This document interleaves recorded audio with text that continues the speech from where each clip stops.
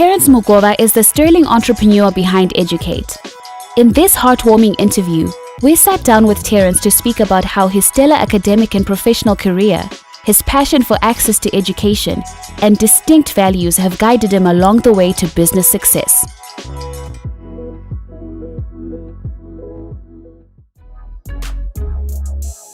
That's a really good question. And there are a couple of my people I call friends now who've said stuff that I think probably introduces me. One of them told me that I see the potential in people and actually work towards unleashing it. Another, something very similar, who says I'm one of the few people who rejoice when people do well and work very hard to see them grow. And my second last favorite is two guys who called me the son of encouragement. They said, look, you're always encouraging people wherever you are. But the most important one, are you ready for this one? From my wife. She says I'm the sexiest man in the world. What do you think?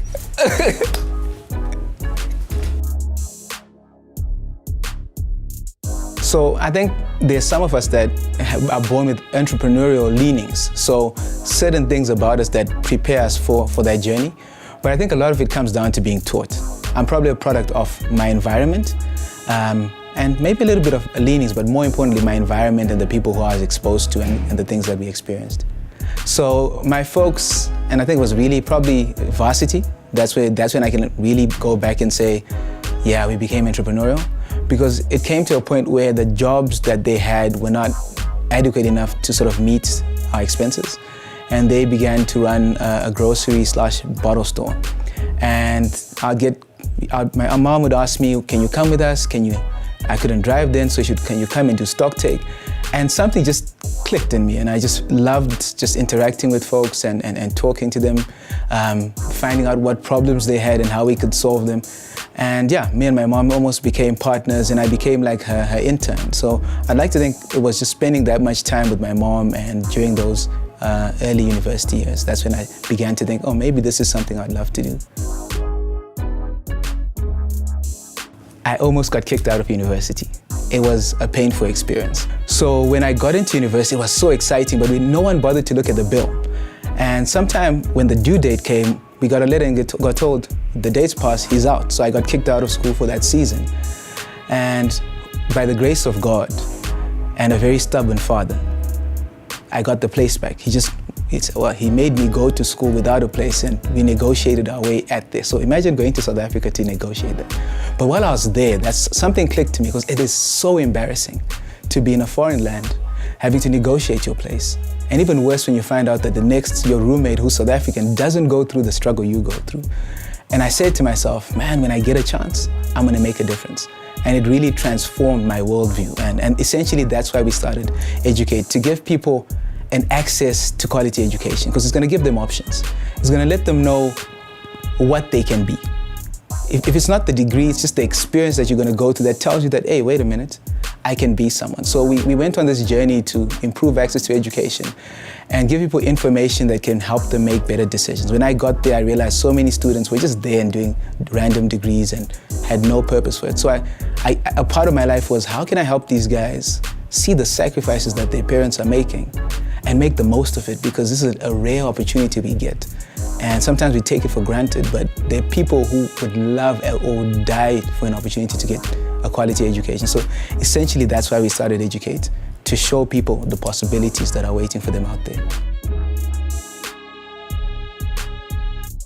So the degree I did was in financial markets, aka made me very stingy, all right? And I built quite a few models. So I did a financial model one time when my friend showed up and said, let's do this. And the financial model told me this: I would not survive 2 months in Harare. We did not have the right budget for the business. So I had, fortunately, during my time in corporate, worked in Blair, so I had an understanding of the rental environment there. We packed up everything and left. So it was really a cost and hoping that the environment would accept us.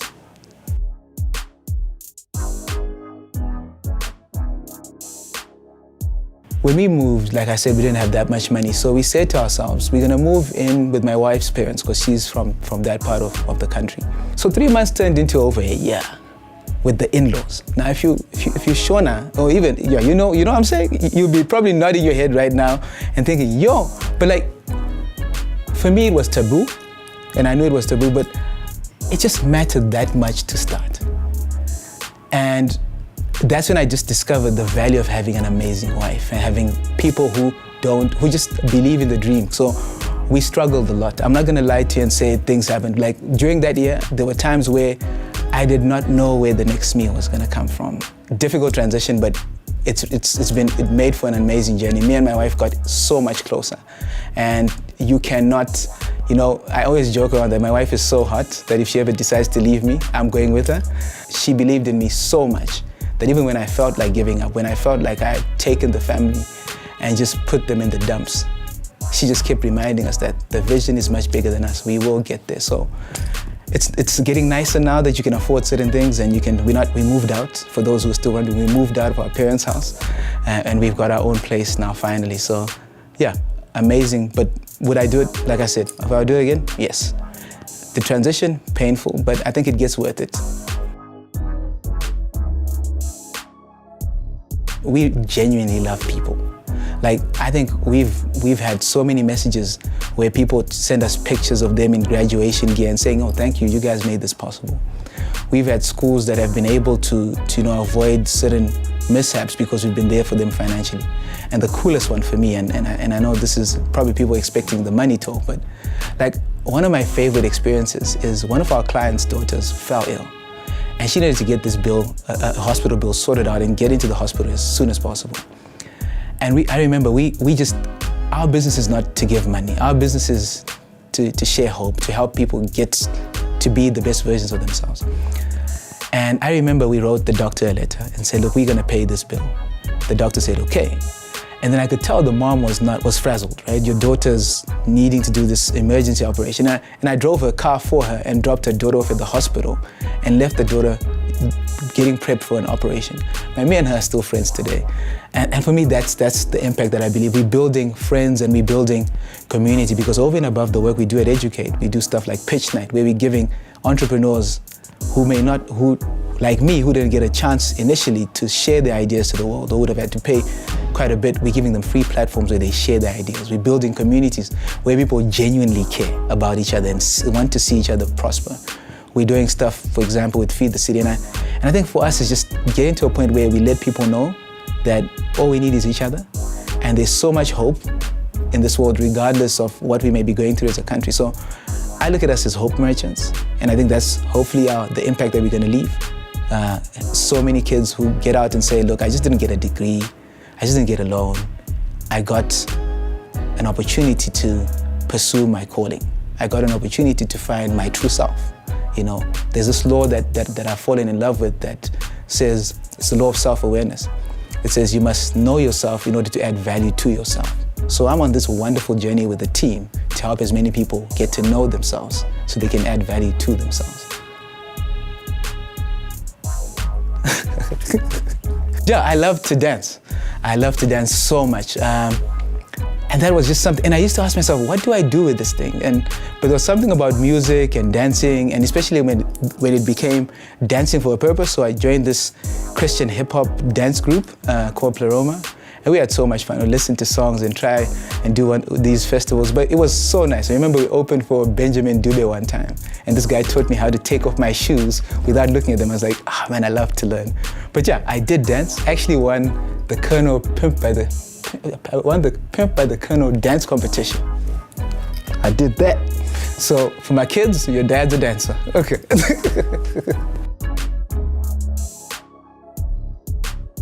Feed the City for us is a community event where we bring people together from different backgrounds with the mission to prepare and deliver meals for people in need. So we call them our neighbors. And when we started, it was crazy. We didn't know how to go about it. So we said, we're just gonna make meals. And can you imagine, guys, and I was telling my wife's mom that, yeah, I want to feed the city. And she's like, really? And like, I want to do 2,000 meals for our first one. He's like, Teddy, why don't you go like kind of 500? When we were doing it, I was like, Mom was so wise. Because like when you're aiming for 2,000 meals, guys, cooking for 2,000 people and trying to get the resources, that was hard. But I was so amazed when we did our first event. and people showed up. We cooked till around 4 or 5 in the morning because we wanted to deliver the meals fresh. But it's been amazing how over a year we've seen people progress. It's become this amazing event where you see people, volunteers from all ages, all races, coming together because we genuinely care. And for us, it's been almost a platform where we give people an opportunity to give back. People have amazing hearts. They just need sometimes a platform to show that. So for us, Feed the City has been that platform, and our mission is how do we create awareness on hunger? It's one thing to tell you about something. It's a totally different thing to show you and allow you to participate in becoming a solution. So we want to create awareness. We want to identify change makers in our communities and support their work. And eventually, it's about creating a people-driven social welfare system where we make doing good profitable, where businesses do it not just as CSR, but they do it because it is contagious to do good and to help our fellow man. With pitch nights, for us it was, like I said, how many people have ideas? And what does it take to get your idea listened to by people who can do something about it? How much do you need to pay? I didn't have money when we started. So when I was invited to a pitch night, I was like, guys, this is the truth.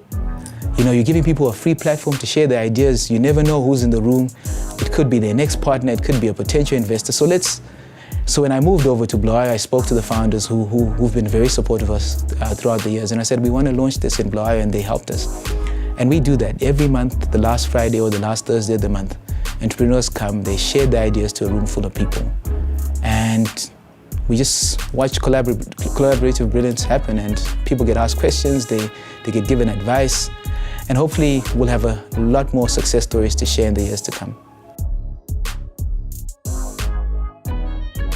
I have this wonderful belief, and I hope it's going to turn true one of these days, that I think we can do so much more together, leveraging our individual gifts and our differences.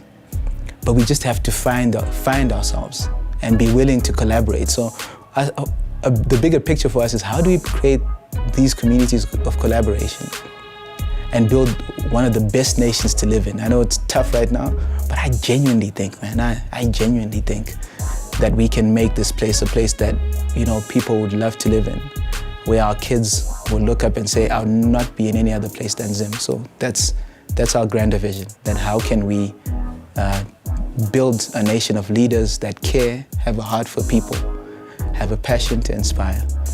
I just come from the Global Leadership Summit. I've got so many lessons we've learned, and I'm just thinking, what if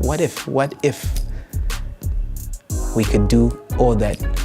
What would Zimbabwe look like? Rooibos, because my wife said so. Coffee was university, but yeah, I think I developed the resistance to it, but I love rooibos. The business demands so much from you, and I've got 3 kids now, right? And you're trying to balance it, so, and I've learned that there is no balance. There is no balance, and I've stopped trying to pursue balance. But what I'm beginning to do is I cherish every moment I have with my wife. I cherish every moment I have with my kids. I do my best to show them that they mean the world to me for the time that I have with them. And when I'm at the business, I do my best to make sure to empower the team so that they know that they have influence and they have the power to, you know, be the difference that we need to make as an organization. So working my hardest to be a leader that's there to serve them. The work life can really become overwhelming. So learning to say no and no and no, and yes to family time, and thinking outside the box that how do we continue to grow as a business and continue to scale our impact, but in a way that doesn't take away from the most important people in your life. So it's been an amazing journey, so it started off in church and just being given a platform where you can learn something about yourself, and became very aware of certain areas where I'm good at. My emceeing highlight has been co-hosting the inaugural pitch day at the Impact Africa Summit in South Africa. That was last year. I was like, wow. I was like, is this me? I had to like, look, Terry, is this you?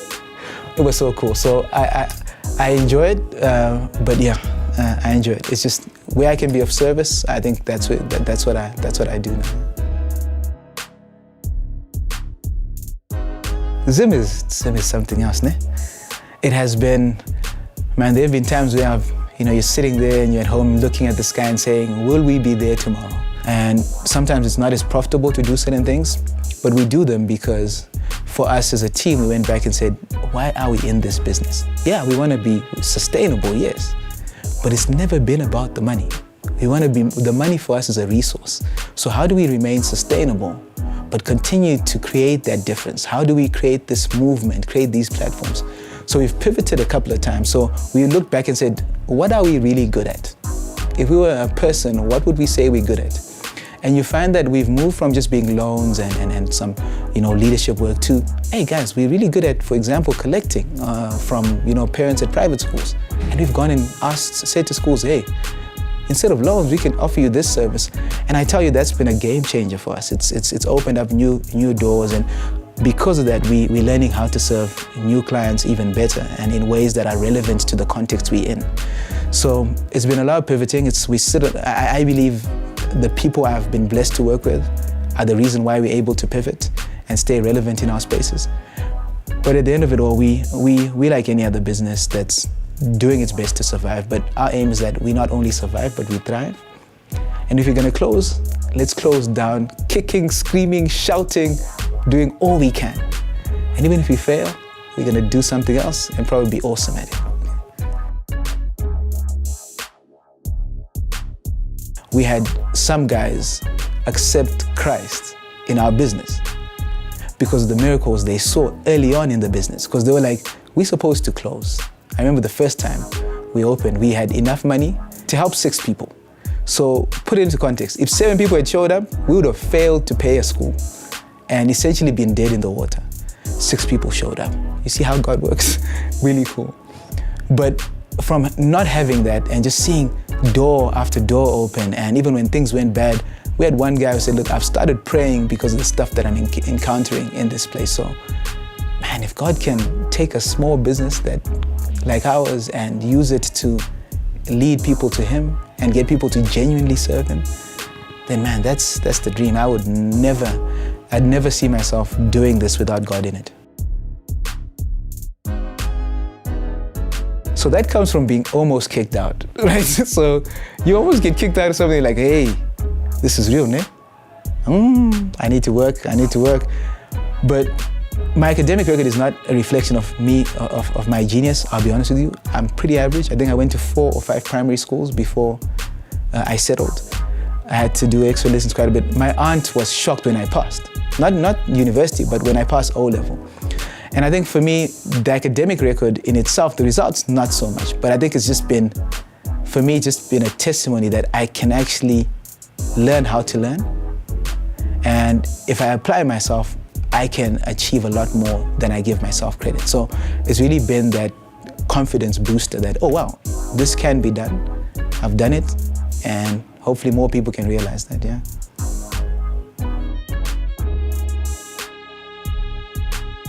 So a mate of mine just realized that, the jobs weren't coming. So we just shaped up and said, look, what can we do with what we have and see how it goes. So we did everything from selling CDs, selling movie CDs, and we sold, clothes, women's shoes. Man, we even did internet connections, and we don't even work for internet service providing companies. Man, anything that we could get our hands on, we did our best to sort of find a way to find our feet, and we failed at so many things, but we kept going, and we had this positive attitude always, and my wife played such an amazing role. She was, at some point in time, she was based in Holland, so she'd send us teas, right? These flavored teas, and that's how I got the name Tea Streets. So we started selling tea on the streets, and it was amazing. We'd go to cafes and we bombed at so many pitches, but we learned so much. So I think probably that's sort of stuck with a lot of people who know me. So maybe the name is worth it, yeah. Thank you for watching this episode of The Hub. To know more about our amazing guest, check out his social media handles in the description below. Until next time, this is The Hub.